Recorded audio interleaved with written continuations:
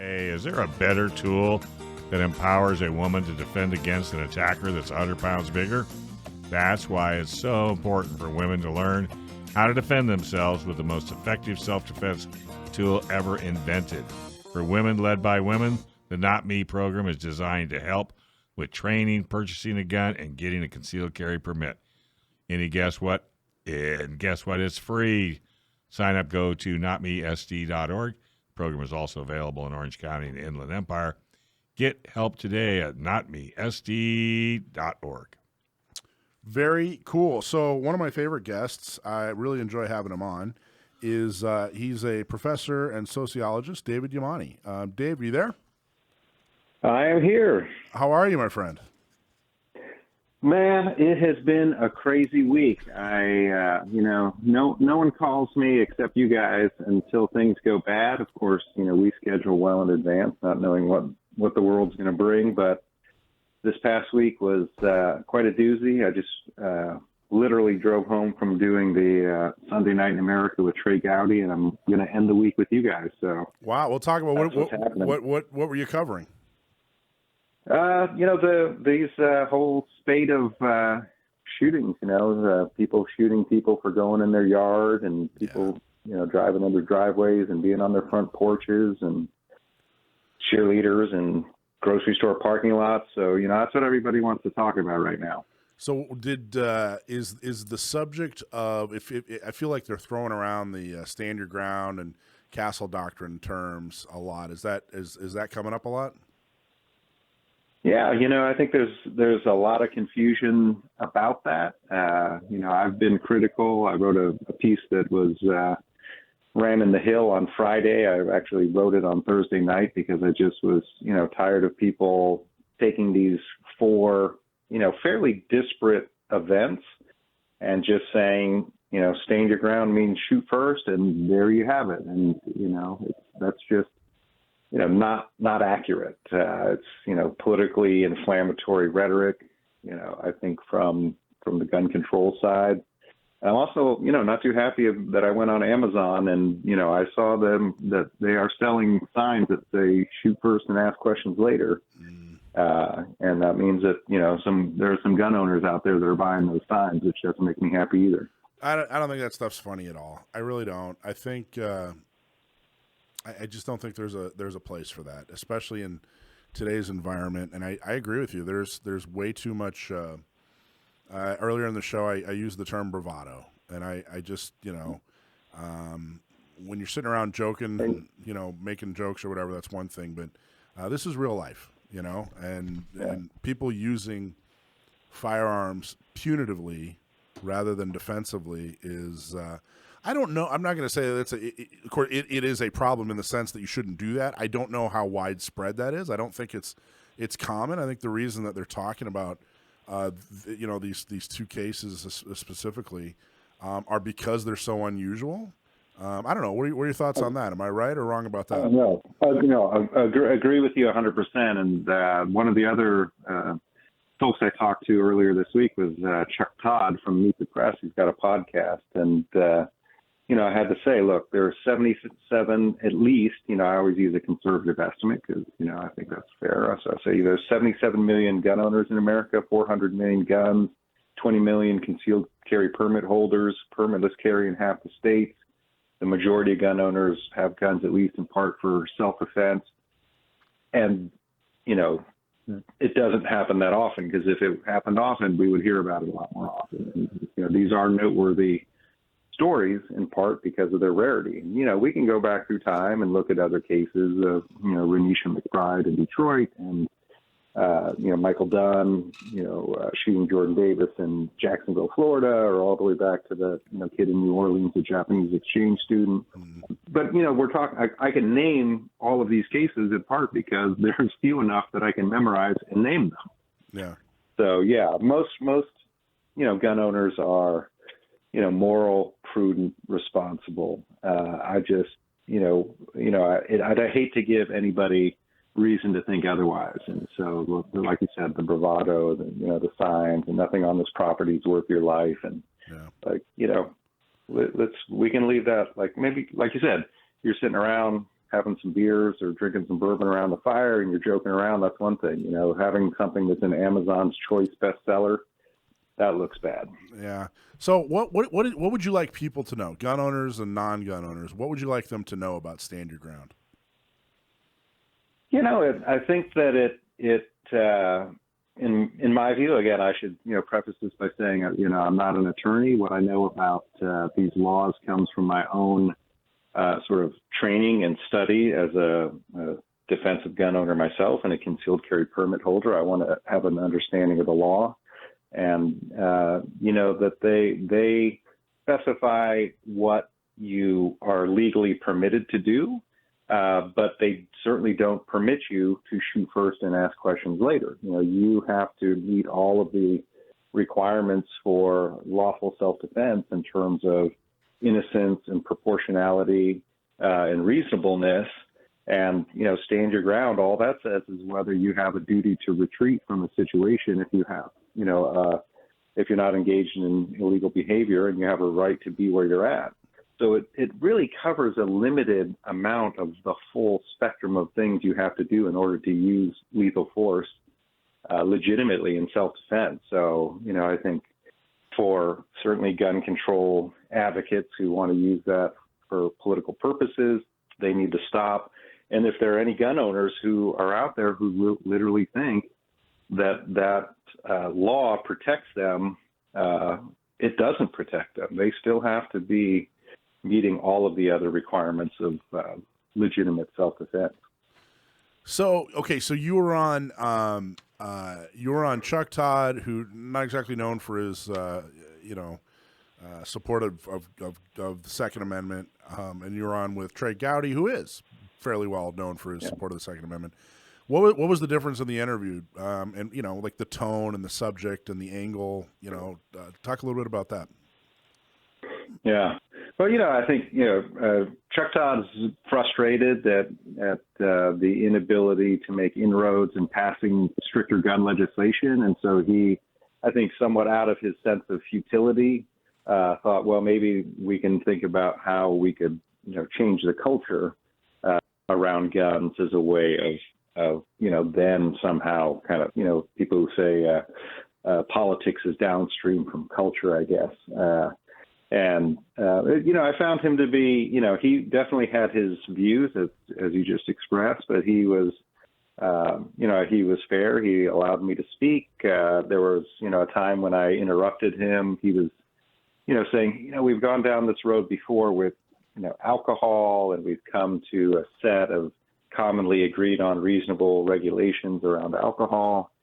And, I said, Chuck, I really have to stop you right there because alcohol is much less regulated in the United States than guns, and arguably causes more problems in the United States than guns. So if you're okay with where we're at with alcohol, you should be okay with where we're at with guns. Wow, what a strong point. Did that resonate, or how did that go? There was a moment, he kind of nodded his head. It wasn't, it was a podcast, so I saw the video. But I think he took the point that, there are ways in which alcohol is extremely problematic and that it's easier to get alcohol, much easier to get alcohol than to get a gun. You don't have to pass a background check. You don't have to have your criminal record established, no permits required, et cetera, et cetera, et cetera. So, and there are many more alcohol vendors than there are gun vendors. So that was your last. He didn't change his mind. So was that your last time on the show? Is he going to invite you back? I think he might. I think his. Again, I think he's got his views, and I don't know that I changed any of his fundamental views. But in terms of presenting arguments back and forth, I think that he recognizes when someone makes a good point, even if he doesn't agree with it. So, I thought that was fair. The Trey Gowdy, it's TV. The segment was like 8 minutes long. I was happy that I, had sent some talking points to his producers, and they clearly had read this opinion piece I wrote for The Hill, because some of the language he used to introduce the piece was straight out of what I had written. So that was I felt that was a win. And then, I got to make a few points and, just sort of tried to quickly, for example, distinguish. I said, his intro was, what's happening in America where people are getting shot for having their ball roll into someone's yard or getting into the wrong car. And I said, look, we don't know all the facts of any of these cases, and any criminality has to be proven in a court.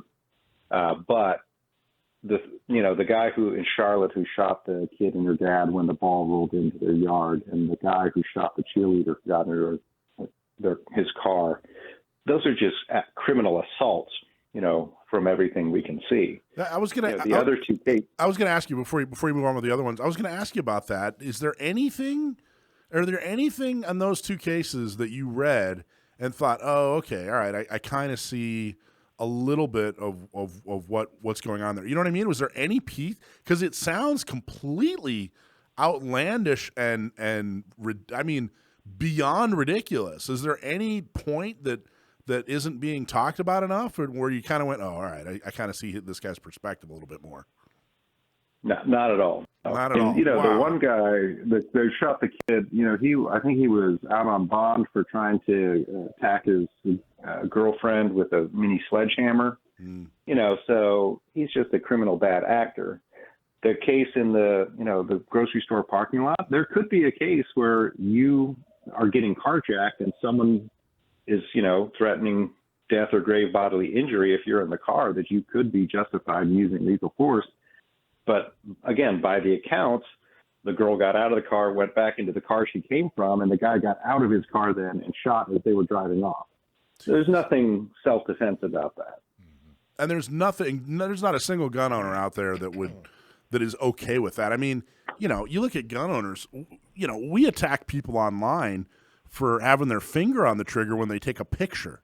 I mean, as a culture, and maybe we're gonna go to commercial real quick, but let's talk about this when you get back. As a culture, I think it's pretty ingrained in gun owners, safety, responsibility. People take pride in it. It's kind of almost an arrogance with how safe and responsible they are. But let's talk about that after the commercial. Hey, a lot of companies waste an enormous amount of money on marketing. The design is excellent. The photos are beautiful. Your website looks good on your phone. It's just not getting customers. Why? Because you don't have the words that make people buy. But now you can fix that with Sage Tree.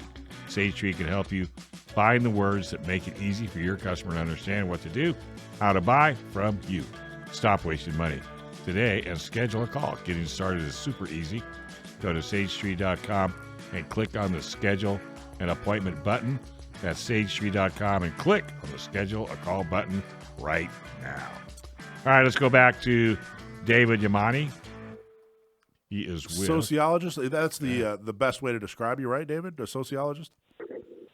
Yeah, I guess so, as long as you don't think of that as a pejorative term. I think it's fascinating. We kind of started we went down the legal road, but really your area of expertise, and it's such a unique area, is sociology. How gun owners as a group act, or that sort of thing. And before we went to the break, talked about safety and how I guess what I was making the case that gun owners are almost arrogant about how safe and responsible they are.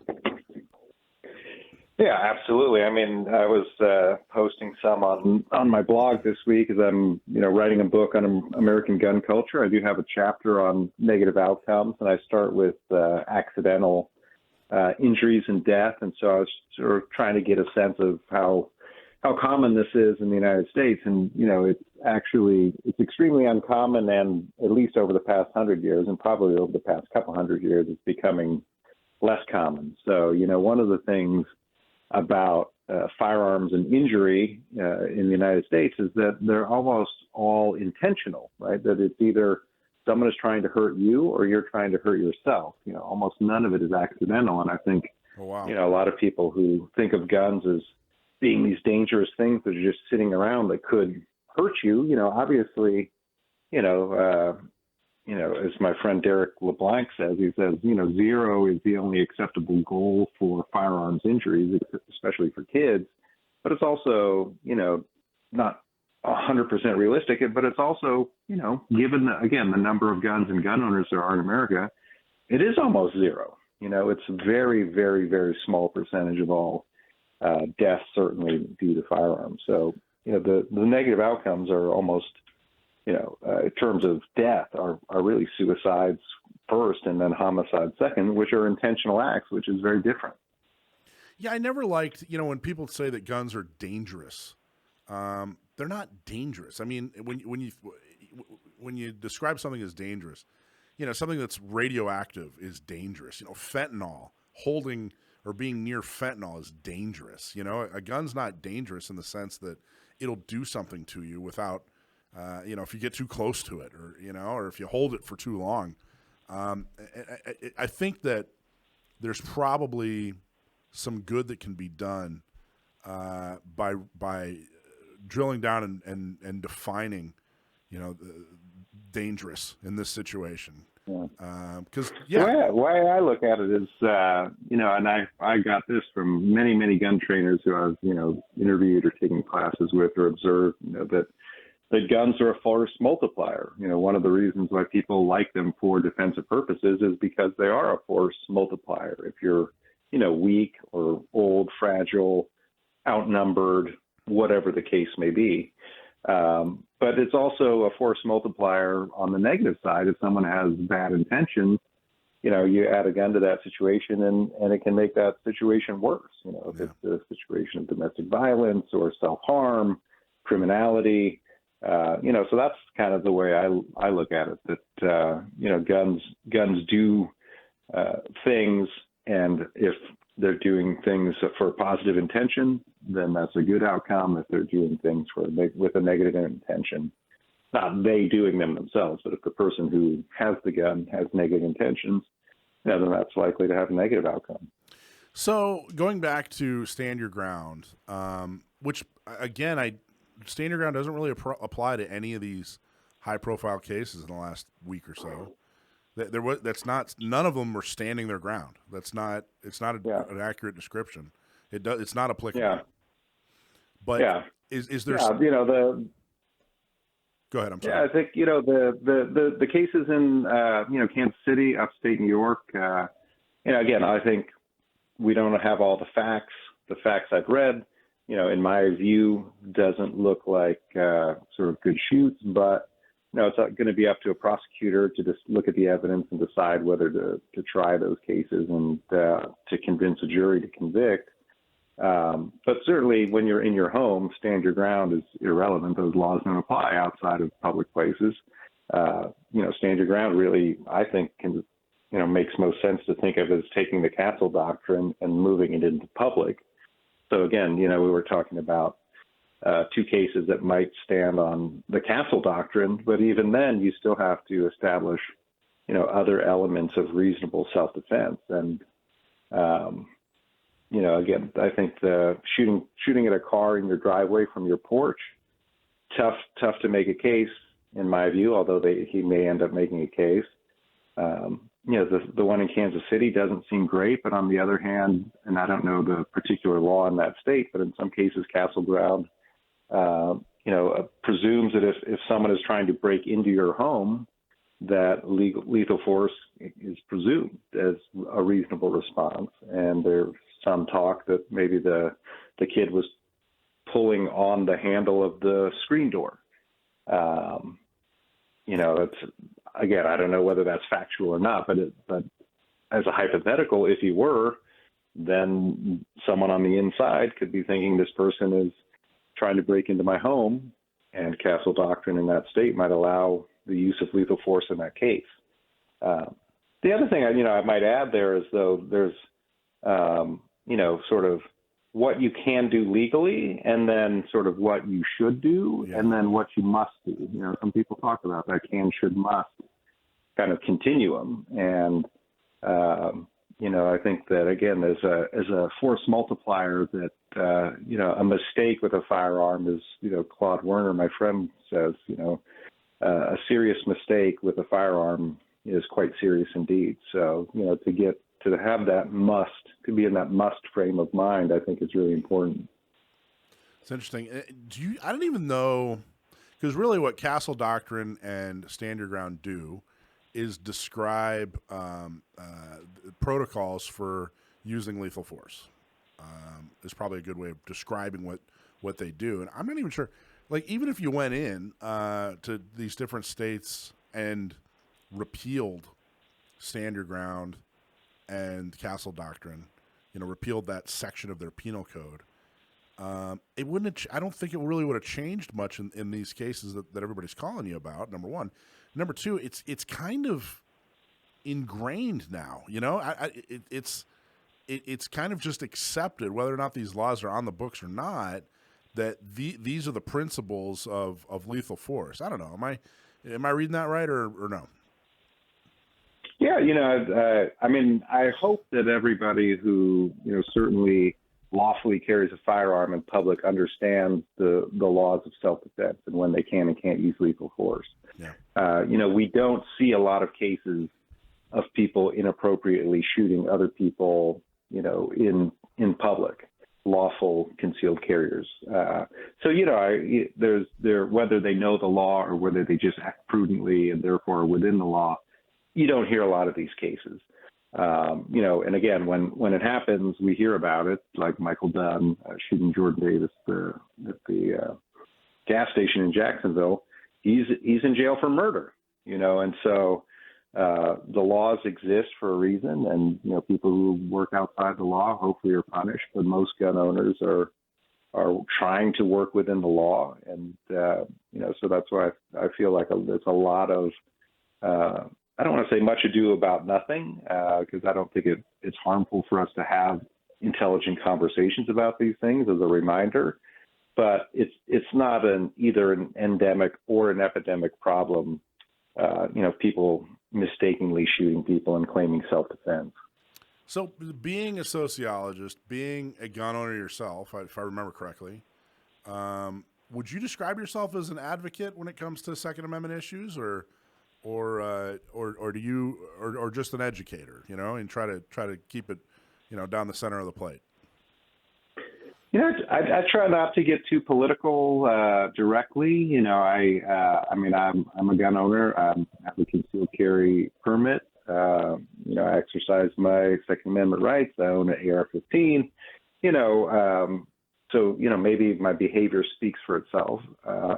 But I think it's important when I'm speaking publicly that people take me seriously, and so there I do try to just speak factually. Like, I'm not advocating that people should use lethal force in self-defense, but if you do, you should know the law. Most people do. Sort of setting some broad parameters for someone like Chuck Todd or Trey Gowdy. They can take that information and do what they want to with it politically. My job is, to try to be an educator and to inform the public. And I feel good about the fact that I can talk to people who have a range of political views on the gun issue, and that people want to hear what I have to say and take it seriously, I hope. So that's the tightrope I try to walk there. Well, I truly appreciate what you do and the way you talk about it and the way you present yourself. It's really fascinating to me, extremely interesting, and I'm a fan. I really do like your work a lot. If people want to learn more about you or follow you, etc., how do they find you? Yeah, I think probably for your audience, if they either Google Gun Culture 2.0 or go to Gun Culture #2, the word point and 0.com. Probably easier now that I say it, just to Google gunculture2.0.com and my name, and that'll pull up my my blog site. And I've also been doing some YouTube videos last year, as we probably talked about, and then I got away from that a little bit and tried to come back to it. But that would be lightoverheat.com. Lightoverheat.com. That's awesome. Thank you so much. David Yamane, that's Yamane. Always a pleasure. Truly appreciate you. Thank you. Thanks for watching this clip from Gun Owners Radio. If you're watching mainstream media, you're not getting the truth about guns. Gun Owners Radio is the easiest way to stay on top of the Second Amendment fight, the fight for your self-defense rights. You can watch our live stream on YouTube every Sunday from 4 to 6 p.m. California time, or if you're in San Diego, AM 1170, FM 96.1, The Answer. We're also available on your favorite podcast platform. Just search Gun Owners Radio and you'll find our show. Like and subscribe to help defend and restore the Second Amendment, not just in California, but across the country.